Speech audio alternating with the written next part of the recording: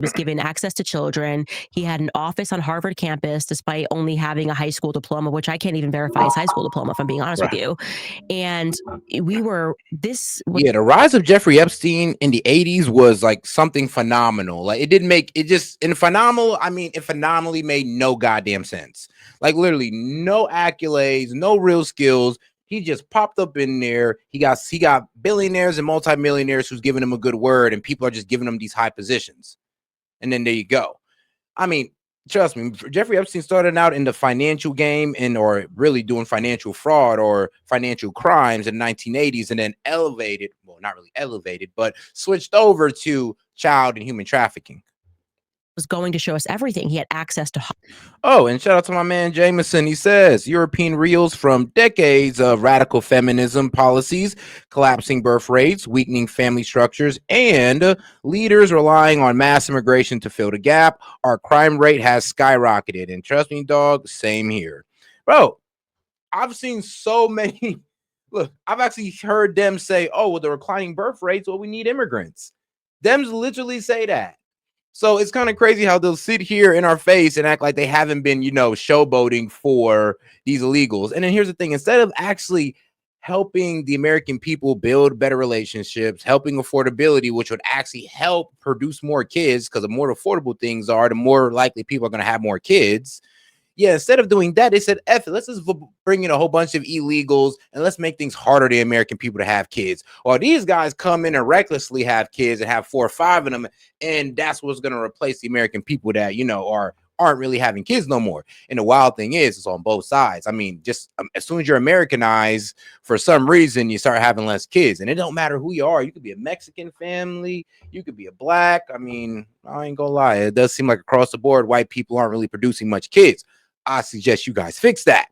But it does also come with this whole thing about having this high IQ, because it does seem like the more high IQ you are, the less kids you have. And here's the thing. I know you're thinking that's a smart thing, but yeah, look how it's working for you out on the global stage. You're being outnumbered. You're being taken over. You're losing out on the global, I'll be real with you, kind of losing out on the global population. So is having that high IQ really helping you guys out when it comes to birth rates? Okay, then. I mean, it is kind of this, and that's just what science is telling us right now, is that, yes, people with higher IQ do tend to have less kids. Hollywood. He was working with Weinstein. He had some notorious fight with Harvey Weinstein right before Harvey went down. So now I'm kind of going back in my mind and thinking that's a question I should probably ask Harvey Weinstein, is what they were fighting about. And he had access to models. I mean, this man was just handed the keys to Les Wexner's empire, which even how that empire started has got a shady story, with a guy who said that Les Wexner was the literal devil. He was the guy who controlled Victoria's Secret. He said, this man is evil. And then suddenly that guy jumps off the Golden Gate Bridge and decides to give his company to Les Wexner. That doesn't really make sense. So we had this rare opportunity to really understand how the Matrix was put together, in my view.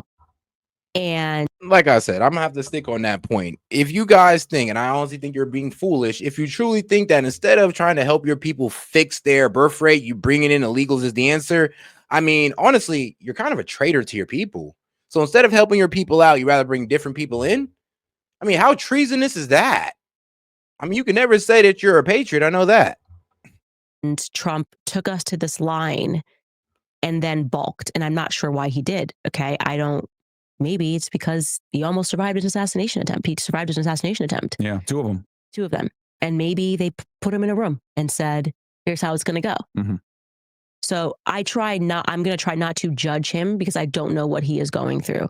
But for me, the Epstein files was a name on the paper. So what are your thoughts on the current news? Because it just resurfaced again. They're, in the process right now of getting everything classified. I understand that there were a bunch of emails that came out.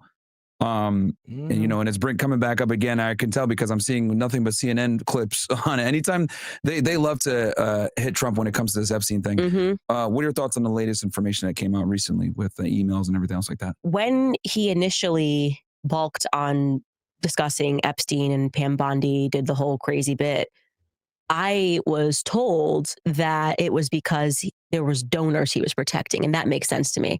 I have never felt, and I'm a pretty good vibe person, Trump's not into kids, right? Mm-hmm. So the nature of the emails, was he at a party when people should just think about that people say, oh, they exchange, like he was on his plane, never on the island, but like was on the plane, or was it a party? If you were at I mean, you live in Miami. If you were at a party, the idea that somebody could be at any club that you are at, or any party that you are at, has somebody that's underage and looks like she could be 18, and that doesn't really track to me as any evidence of anything other than the fact that he was at a party once, and Jeffrey Epstein was very clearly running a sophisticated network and a blackmail ring. So I don't think that whatever they have on Epstein with Trump and Epstein is going to implicate Trump in any of that stuff. Yeah. And I've been around him. Trump has a type, and I have never felt that vibe from him at all. But I do think he's protecting some of his owners. I do believe that, because I look at them and they just creep me out. And he took a lot of money from Miriam Adelson, the Adelson family, hundreds of millions of dollars from Miriam Adelson. And I think that's kind of the beginning of everything. So when they started leaking these emails, I read it as like a public threat to him. Maybe they're arguing about something in the background and he's holding the line on something. So because they obviously have all the Epstein stuff. He was their blackmail guy, you know? And so if people don't listen, they probably do a little trickle. That's how I read it. I read it as like a public threat, and they want something from him, and they're going to be like, capitulate or we will hit you with everything they have. And we need to have a leader that just comes right out in a press conference and says, they have this about me.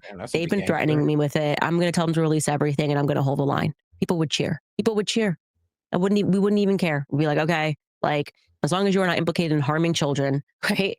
I can deal with you being at a party that Epstein was at and finding out that whatever it is that they have on you. That's my gut instinct about the whole thing. Yeah, no, I agree with you that I think he doesn't give me the vibe that he's like doing that type of thing with children. But I do think that maybe there's something in there that looks really bad optically, and that's might be why, or to protect donors, like you said. Because I look at it like, if there was something really bad like that, the Democrats would have exposed that during the Biden administration if there really was. So, that's another thing as well. If Trump was to found out to be hiding, like, let's say this, he's not involved in the Epstein files at all, right? Nothing at all that can get placed on him.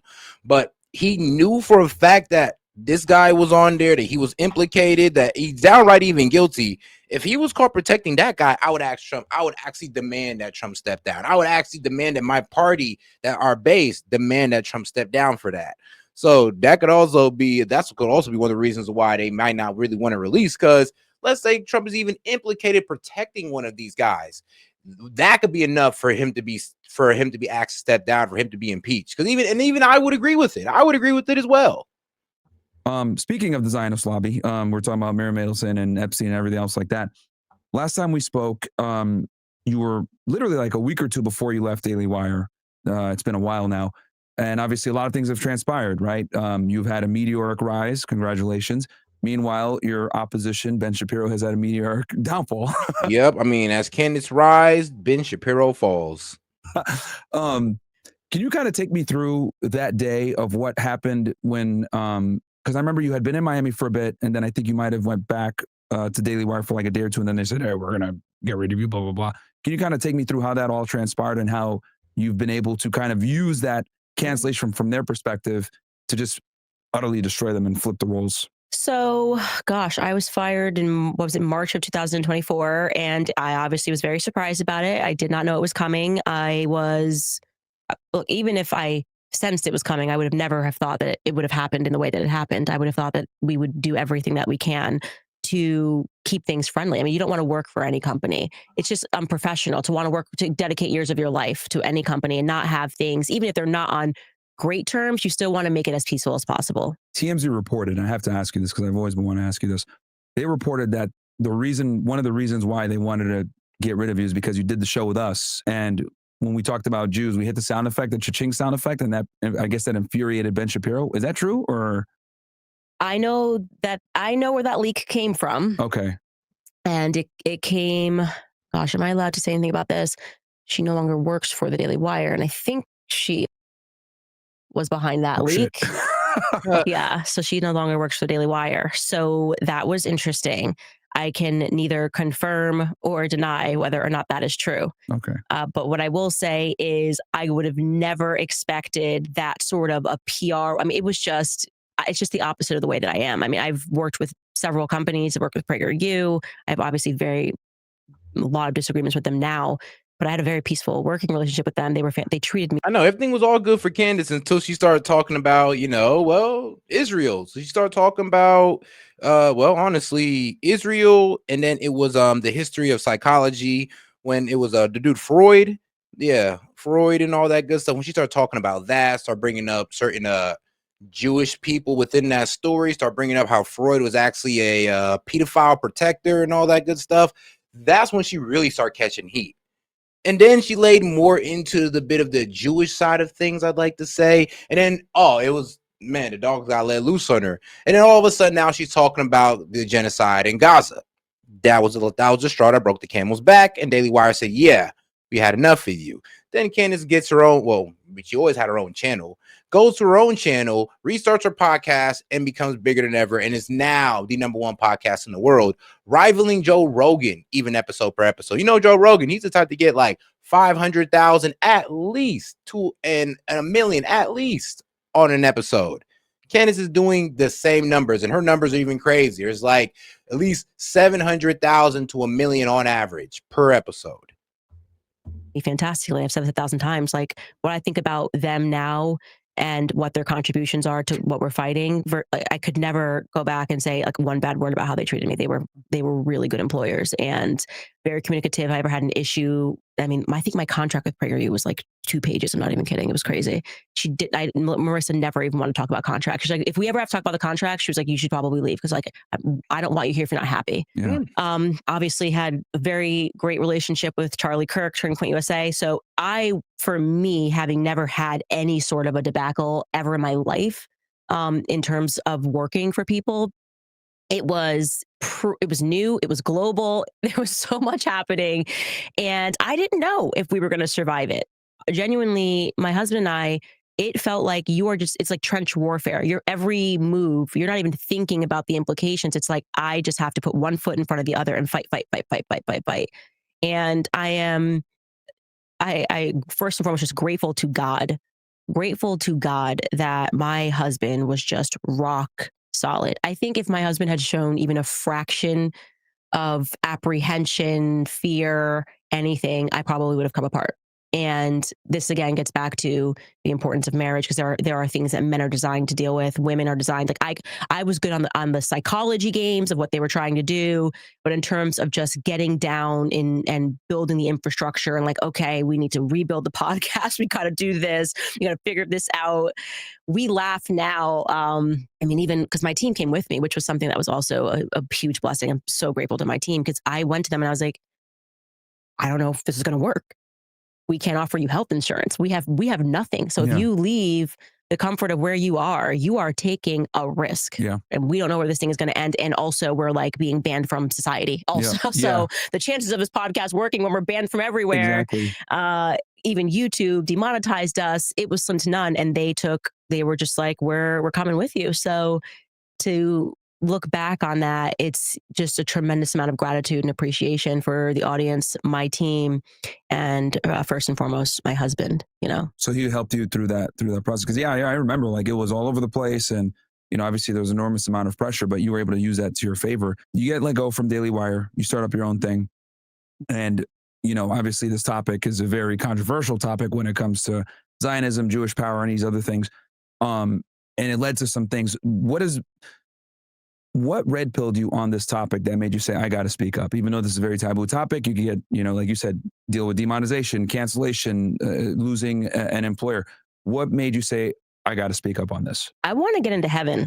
And I think people don't realize that that's real.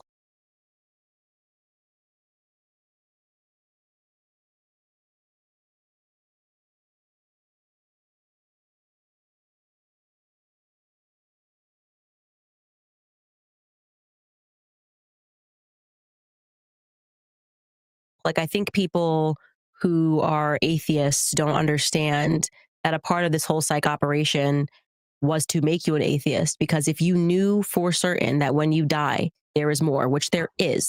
Thank you. You would be living your life differently. Oh, yeah. Appreciate that, my man. Appreciate the government hates this channel because he reminded me that I'm muted, and for the support for the about 3,100s he sent. Appreciate the support, my man. Differently. right? I want to get into heaven. And so at the very moment that I know anything is true, I can't tell a lie, right?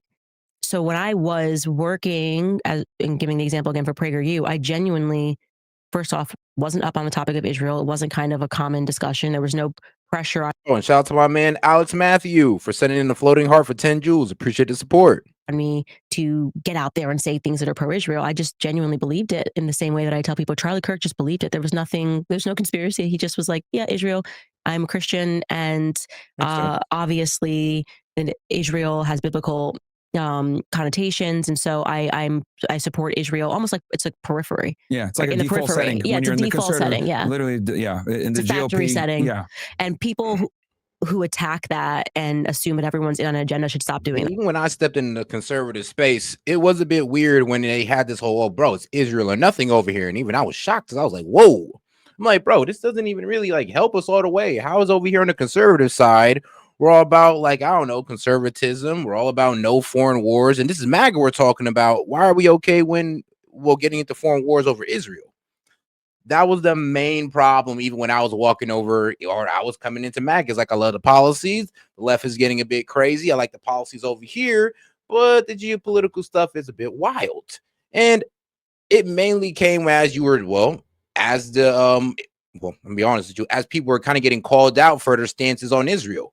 I started realizing that, oh, you can't criticize Israel at all without the entire right side coming down on you. On the left side, I mean, you criticize Israel all day and it's all good. But on the right side, you criticize Israel and they're trying to ostracize you and kick you out. So there is a forbidding topic on the right side of media, and it's Israel. At the moment that it kind of became and I would say after October 7th, they were kind of demanding that you take a side.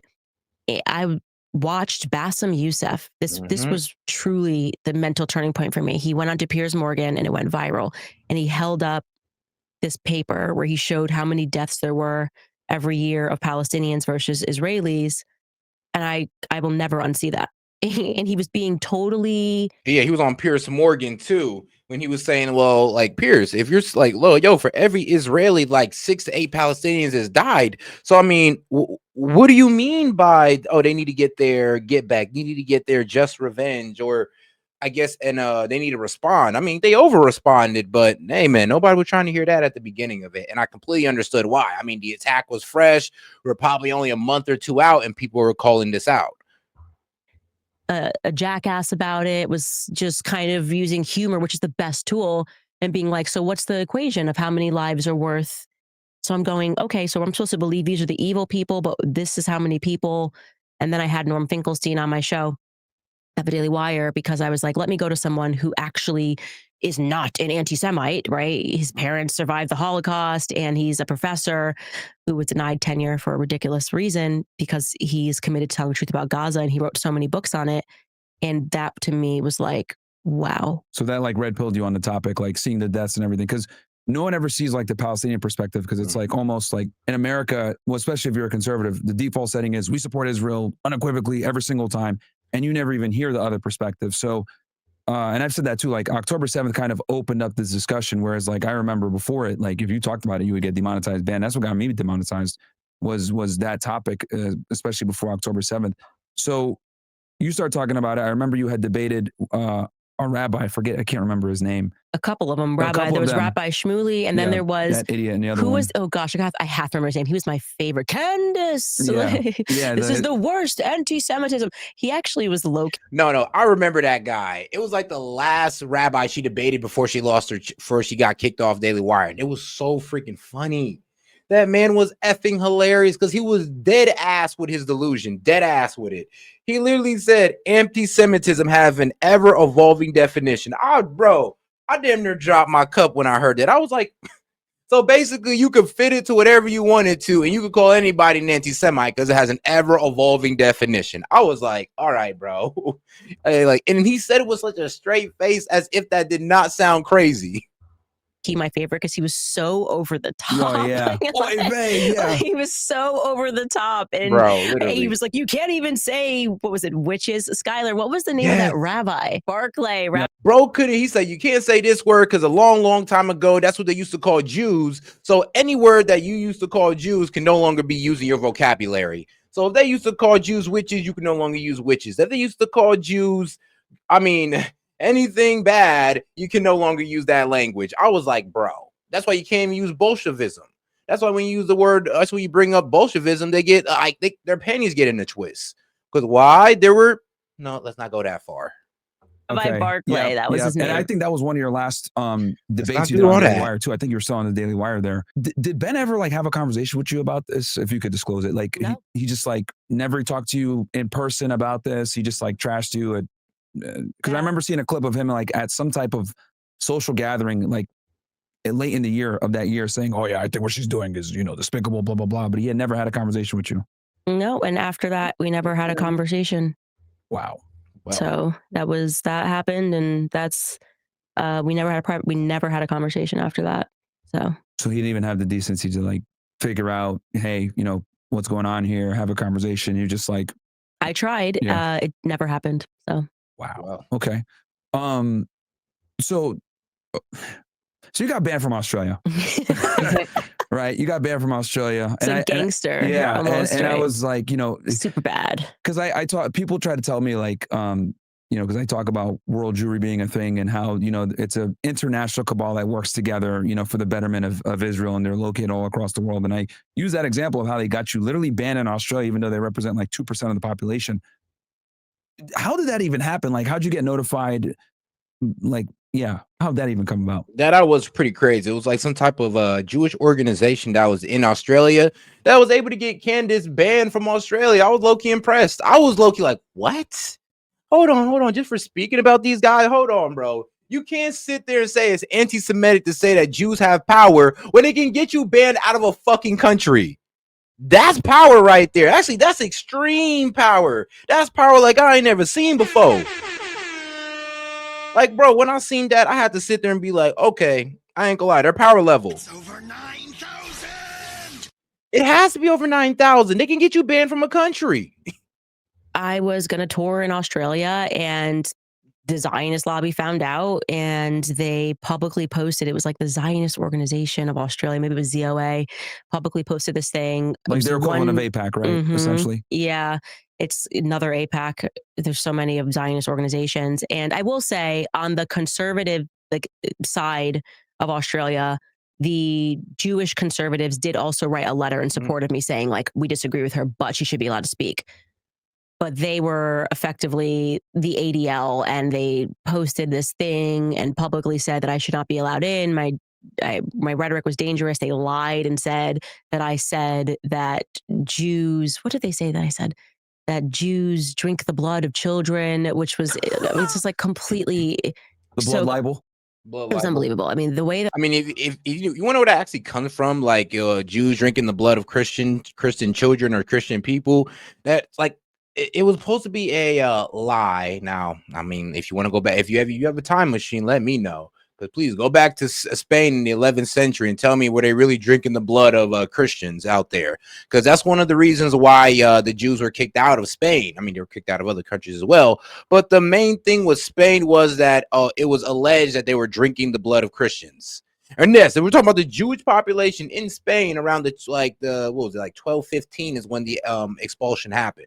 I believe 1215 to 1219. You can fact check me on that one, but I know it's around that time where they got kicked out for literally being accused of drinking the blood of Christians, which is wild. That came about was me liking a tweet, literally a like of a tweet of a person who called out Rabbi Shmuley and said Rabbi Shmuley had told a huge lie about me. So they were replying to Rabbi Shmuley and said, you didn't include that she, and then like told the truth about what I said. And then they ended their thing with, are you drunk on Christian blood again? So me liking this tweet, they went full. And that's what I'm saying. There's actually like I said, there's historical context to that. And I mean, like I said, it was never proven. It was never proven that, Jews out there in Spain back in the 1200s out there drinking Christian blood. Like, No, I'm sorry, it was never proven. But they did get expelled for that. That was one of the reasons that they was expelled out of there. Media, press corps. I mean, it's just unbelievable. Candace says, I'm like, are you kidding me? It was so obvious why I liked this tweet. Like, this person debunked Rabbi Shmuley's lie, but this is how they lie. Yeah. This is how they lie. All right, you say 1492. I don't know where I got 12 from, but all right, appreciate the correction, dog. And they take everything literal. They take even everything if it's literally hyperbole or whatever. It's yeah. like, oh, look at you, vile anti-Semite. Yeah, and I'm like, obviously, I like this week because he defended, like, he pointed out that Rabbi Shmuley told a ridiculous lie that had nothing to do with anything. Rabbi. Yeah, he said that my followers threatened to kill him or something very serious, and he was like, "You're showing this inbox." And didn't he try to sue you for that? No, he threatened to sue. Okay. And so, yeah, it was quite a time, but they successfully got me banned. I've never been in trouble, nothing. And they decided that I am too dangerous to speak in their country. So that I still think, and this has been my belief, everything. Okay, my bad, guys. Correction. Yeah, I got that confused with England. So yes, the Jews were kicked out of England in the 1200s, and they were kicked out of Spain in the 1400s. That is happening. God wants to happen. So when that happened, it was because Australians needed to understand something about their country. Because people who didn't like me, who didn't support me, or weren't conservative in their country, kind of looked up and went, why is this like mom of 4 being banned from our country? No matter what I think about her, I certainly don't think she's a threat, that she shouldn't be allowed in. And we've got literally people who have been accused of murder, people who have violated their visas in other countries, people that rap about murder are allowed in here. And you're telling me she's saying something that's so dangerous. And it, I think, contributed to more people listening to my podcast. What is she saying? I mean, of course. I mean, you got banned out of a whole country, out of a continent, as my man Jet was saying, because Australia is a continent and a country. Out of an entire continent, a group of I mean, I guess I gotta say in the explicit way, but a group of Jews just got together and somehow got you banned out of a country. And like I said, you can't really say it's anti-Semitic to say they have power when they can do that. I don't care how bad you talk about black people. Black people cannot get you banned out of Australia, America. I don't even think we can get you banned out of a country in Africa. But the fact that the Jews could do that in Australia, that's amazing. I gotta give it to them, man. Hey, they got pull over there. So I do feel we are in this time where the more that they lie, it rebounds very quickly onto them and it creates more pressure against them and they can't stop lying. So yeah, because you can never lie once, right? Like they always say, when you lie once, then you have to keep lying to perpetuate that same lie. Right. So New Zealand also banned you, right? And then you were able to how'd you go about being allowed to come back to New Zealand? Did they write a petition or how'd that happen? No, actually their person, so they have a reciprocal system, which is weird, but no, wrong. Actually, it's not because she's losing her mind. It was literally a Jewish group in Australia that said, no, we don't want her over here because of her views or because she's anti-Semitic in her views on Israel. Like, that was literally the reason. It had nothing to do with Candace losing her mind. And like I said, let's be real. Yeah, I only started saying Candace losing her mind after she was talking about Israel. I mean, y'all ain't say ish when she was talking about Majid Macron. Y'all ain't say ish when she was going off on black people. Y'all ain't say nothing. Any other country Candace talked about, y'all was hush mode. As soon as we talk about Israel, oh, is there something wrong with Candace Owens? Or like, is there something wrong with Candace? Y'all disingenuous bastards. Like, come on now. Ain't nothing wrong with Candace, but y'all don't like how she's talking about Israel. And everybody's starting to notice. Nobody was calling Candace crazy until she started talking about Israel. If Australia bans y'all can lie and say, well, no, it was beforehand. Nah. It was mainly because of Israel. Because every time somebody says it, it's, oh, I didn't like her beforehand. Are you a supporter of Israel? Yeah. All right, then. I thought so. You get automatically banned in New Zealand. So New Zealand didn't actually ban me. Tony Burke in Australia banned me, and they have some weird reciprocal system. Then when they found out, their minister, and his name was Chris something, I should remember it, was like, I'm just against this, and he reversed it. Gotcha. Yeah, so he had the power to reverse it. So New Zealand actually stood firm on free speech. Okay, I didn't know that. So like basically when one party does something, the other one kind of reciprocates it, but they do have some type of veto power. What other ways, I guess, has the Zionist lobby came after you? I've seen ADL articles. I've seen SPLC, right? They target me too. Oh gosh, it was everything. It was everything. Did they lobby to get you demonetized on YouTube too? Absolutely. Yeah, that came from the awesome Jew. Yep. The awesome Jew, who was in attendance, by the way, when Charlie got peer pressure in the Hamptons. Oh, wow.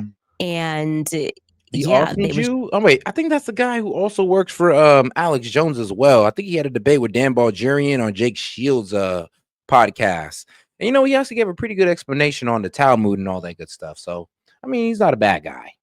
just a full court. They were like, just start mass reporting her for violence and violent rhetoric, and they did that. And then I had no strikes, and then I went to all strikes overnight, and YouTube demonetized us. We were demonetized for 6 months, I think.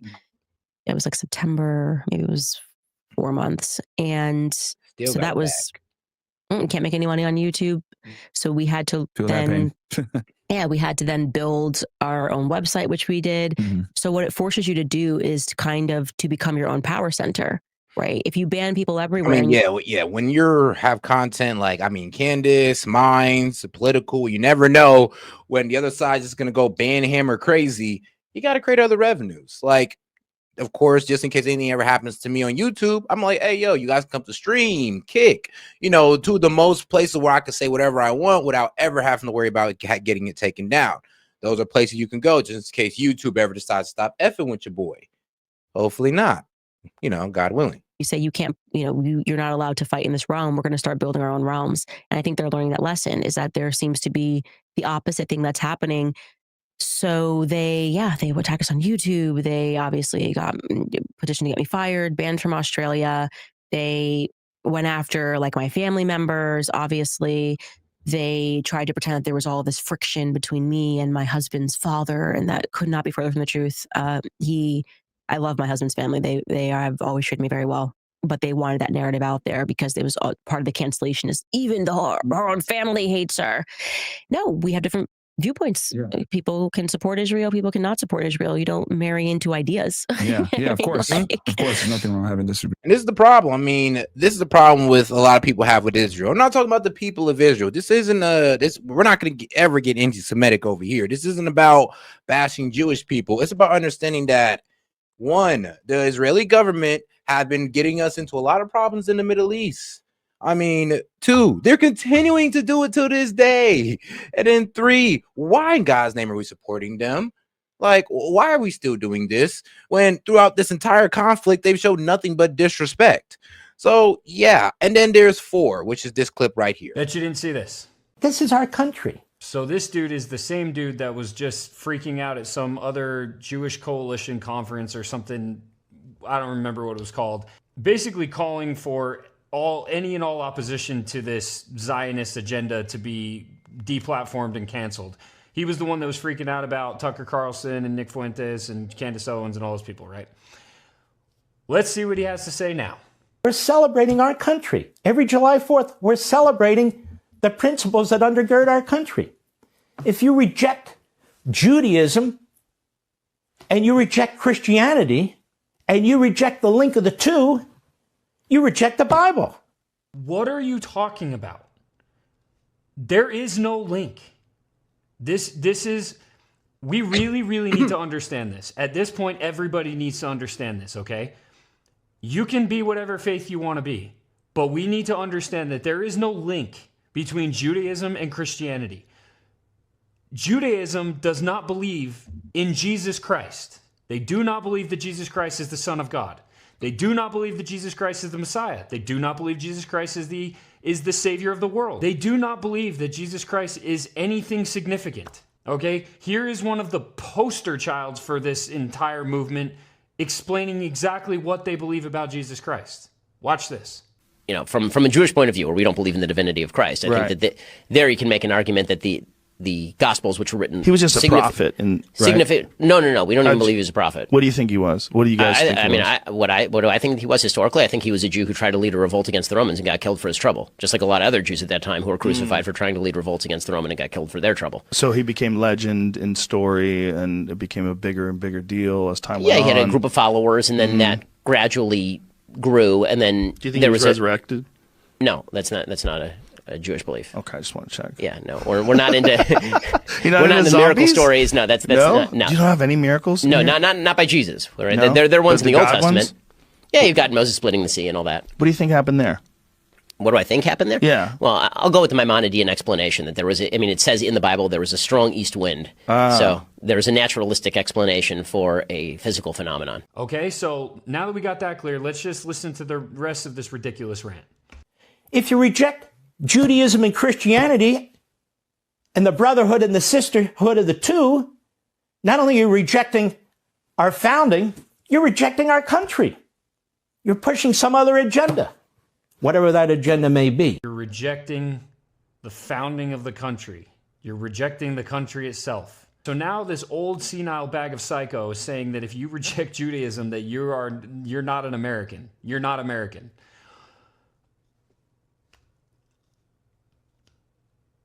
At what point has it gone too far? That is my question. If you want to... And that is a good question, my friend. What point has it gone too far? And everybody say hello to White Candace. Shout out to White Candace, everybody. Yeah, man. I mean, can you imagine if Candace was to say half the stuff she's saying look like this? Bruh. But shout out White Candace. Oh, man. All right, guys, let's go ahead and leave White Candace alone for a little bit. I know I found this on X, and I thought I'd show you guys because White Candace is hilarious. Shout out White Candace. Damn near looks like a real white girl. Right. And I'm just thinking what else they attacked. It's been nonstop. And then, of course, the lawsuits, nonstop legal lawfare. So right now, between you, Tucker, Nick, they're attacking all three of you guys, saying, "Oh, you guys are anti-Semites and you guys are pushing this whole thing." And I give credit because you three have done an incredible job of, awareing the American public on this topic when it comes to Israel's control of the Middle East, what they're doing over there, how they've been able to get away with this for so long, killing people and no one knowing. And they've been targeting you guys quite a bit. And I see that there's been a bunch of drama with Megyn Kelly and Ben Shapiro and everything else like that. What are your thoughts on the entire on the situation? Because anytime they mention Tucker, you're right there, right? When it comes to the criticism of Israel. I mean, hell yeah, bro. It's always Tucker Carlson, Candace Owens. It's like they always got to mention Tucker Carlson, Candace Owens. It's like a combo set. Yeah, even Bibi Netanyahu name checking us was crazy. Yeah. On the TikTok thing and why they needed to buy TikTok. They're letting you know this is a psychological operation. That's what they're telling you. They've gone masked down. And they've just come more inward. I have no idea why they kept attaching me to Tucker Carlson. They wanted both of us gone, and Mark Levin loves you. Yeah, I know. They force fired Tucker. They force fired me, and then they realized, oh, we can't control them, and we started having to build our own power centers, and they didn't like that. And they made you guys bigger. Exactly. So, and then with the Nick Fuentes thing, I promise you, I had never heard the Nick Fuentes backstory until after I was fired from Daily Wire. There was this Twitter audio or X audio space that he did with Jeremy Boring, who at that time was the CEO of Daily Wire. And I heard the backstory. And I was like, this is insane. Like what happened to him. Nobody can look at that backstory of what happened to him and not realize that it was just evil. They did everything they can to contain him. It's ridiculous. It's like he had his life ahead of him. And so you kind of root for that. You're like, no matter how I feel about him, I root for him against the Zionist lobby. And this rule that you can't speak to Nick, why can't I speak to Nick? Can't my audience decide whether or not they want to listen to him? There's this false idea of platforming him, that somehow that's going to be harmful and you can't platform him. If I platform him and Nick seems likable, right? And then he goes on his show and he says horrific things, and my listeners then go over to his show, they're not going to keep listening to Nick. Yeah. They're actually then going to have questions about me. Yeah. Let the people decide. Let the people decide. Yeah. You don't get to think for people. Yeah. There's no such thing as platforming ideas. If people are following that idea, that is on the people. And they are smart enough to make their own decisions. I don't need to tell people to listen to Nick, to not listen to Nick, to platform Nick, to not platform Nick. If I want to talk to Nick, I'll talk to Nick. If I don't want to talk to Nick, I don't talk to Nick. And there's something about the true free markets that Zionists can't stand. They're constantly manipulating the markets so that people think that they are number one, and they're not. They actually require censorship in order for them to be number one. Yeah, yeah, and that's their game. And and I seeing Ben Shapiro have a meltdown. They had the Republican Jewish coalition a couple weeks ago, and just saying like, oh, these people are platforming whatever. I find it interesting how like they never like Because when you guys, if you actually listen to the interviews that you guys do a lot of the times, it's like, oh, this makes perfect sense. I understand like why you have this worldview. They never criticize what you guys talk about, right? They always criticize you guys directly, saying they're pushing anti-Semitism. Well, what are they saying that's anti-Semitic? Oh, well, it's just anti-Semitic. And they don't even want to have the discussion, the Usually debate, the truth or anything. Yeah. Yeah, because when you hear Nick Fuentes' backstory, it's compelling. It just is. I was compelled when I heard it. I actually haven't gotten around to watching his interview with Tucker. It's on my to-do list this weekend, but I'm assuming he told his backstory. Yep. And then people look at it and go, what is up with this Zionist lobby that they're going after 18-year-old kids for questioning Israel? That's actually what they're fearful of, is people understanding just how long this has been going on, how vicious it is that it will even go after an 18-year-old who's just asking questions literally. And yeah, I think that's what it is. It's the mass awakening that's happening. Yeah, no. And you know, I credit you, Tucker, Nick, some of the biggest voices in it, like waking people up to this problem that we've had for so long, right? I mean, it got us into wars. And I do think that we're making an impact on it, because I remember when Trump bombed Iran, he had a lot of pressure on him not to do it, right? And he was like kind of going back and forth. I know Steve Bannon had like went to the White House and told him don't do it, or at least push it off a little bit.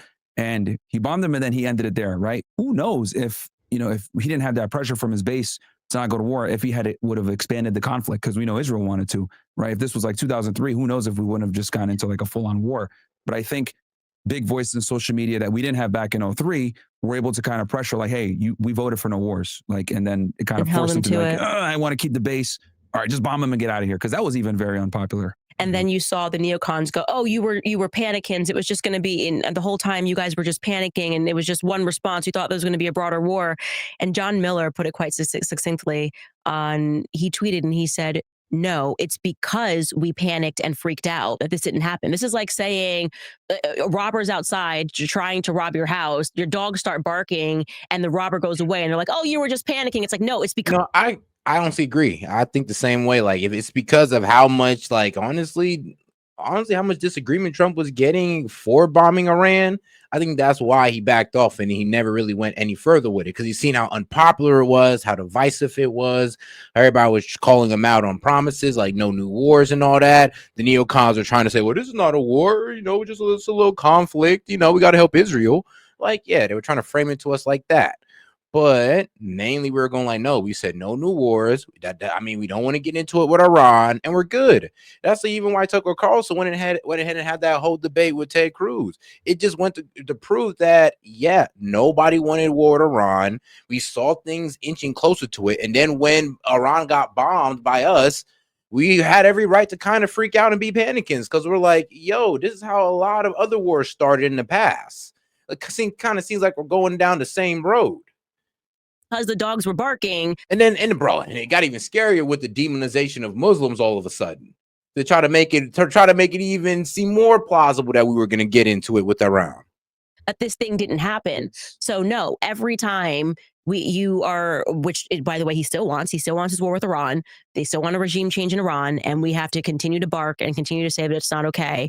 And it worked, because we held the line on it and used our platforms to say, this is the red line. Yeah, no wars. And he literally was very ambiguous about it for days. So, and I think a big part of that is from all the pressure from his base with people that have big platforms. And this is kind of a beautiful thing where we have with alternative media, because I remember, and you remember too, we're right around the same age, the Iraq war, there was no dissent. Right. We're going and nobody cares, and we don't, you know, there was no one else talking about it. Yep. The news was super pro-war. Everyone wanted to go to war. And it wasn't until 10, 15 years later that the smoke evaporated, and we're like, oh, this was a waste of time. Why did we go to Saddam? Has nothing to do with bin Laden. Like, it didn't make sense. So let me ask you about, I guess, real quick, with Harvey Weinstein. What got you interested in like getting his story out there? So actually, I started working on the Harvey Weinstein documentary when I was at the Daily Wire, which, So okay. Somebody on his team reached out to me because they thought that I would be the only person that would look at this fairly, which is interesting because obviously he's gave millions to the ADL. You know what I'm saying? Yeah. So we were this very unlikely duo, and I thought he was guilty. I thought there had to have been some guilt. I mean, there were so many women that were coming out. But this is how the media is effective at psychology, is that they know if they say something over and over again, it becomes true. And actually, I realized I didn't know anything about the case. And when I took a look at it, I was shocked. There was no question that Harvey Weinstein should not be in prison right now. And that's the definition of Me Too right there. Yeah, they took him out. Yeah. Who took him out, why they took him out, that part still is not clear to me. But it should terrify any woman, especially me who has 3 sons, that they can do that. I think Me Too, what it represented was hostile takeovers of companies. That's kind of a theme, right? If you start to go back, you look at from Michael Jackson to Kanye to Britney Spears, these are hostile takeovers of companies. And I think Me Too was a proliferation where they hostilely took over a bunch of companies. And that's my instinct about it. And he was big. So maybe he wasn't playing ball. I actually do now have it on my mind that I want to ask him about this argument he had with Jeffrey Epstein that I learned about. I was very passionate about just telling the truth because the Me Too movement is problematic. I have a real investment in this. I have sons. Yeah. So I don't care what people think or need to think. I'm not voting for him to be my husband. I'm not voting for him to be the president of the United States. I'm not voting for him to be my pastor. I'm telling you that he was accused of something and the media completely lied to you about the circumstances. And it should terrify you because it means that our courts are corrupted, and they are. We know that. We know our courts are corrupted. Why? Maybe through the same system of blackmail. They've got judges in their pockets, but there is that's a part of the matrix. The court system is a part of it. And I give you credit because you're very brave for doing that, because just like with the George Floyd documentary that you did, which was going against the grain, right? A lot of people gave you slack for that, like, oh, why are you interviewing this pervert, and why are you going ahead and trying to destroy the legacy of George Floyd? So I give you a lot of credit for because I do think that this whole Me Too situation and false accusations is very real. It matters. Athletes and professionals are constantly getting accused of stuff. I mean, we can look at what's going on with Andrew Tate, where it's like every other month, something is getting dropped, or a lawsuit is being dropped here, or they're finding out that this woman lied here, or there was I think a pro soccer player that recently got out after having his life destroyed. So this Me Too thing is a huge problem in the Western world. So let me ask you this with Charlie Kirk, because you're definitely one of the most outspoken people when it comes to the Charlie Kirk investigation and what's going on there. Obviously, you knew him personally. You guys have worked together for many years. I'll kind of just turn it to you, and you could just tell me, because you've been looking at this for a while now. It's almost it's over 2 months now. Can you take us through what you think happened on that day? What led you to believe that? And the timeline in general, who you think is actually responsible, who might be covering things up and everything like that. Yeah, so I can tell you that I view the Charlie Kirk assassination as a military hit. I do not know who called the hit yet, but it's military. There's no question in my mind that it was a military. Or foreign, or? Well, I don't view the U.S. military as being controlled by the U.S. I mean, there are a lot of people we've been globalized for.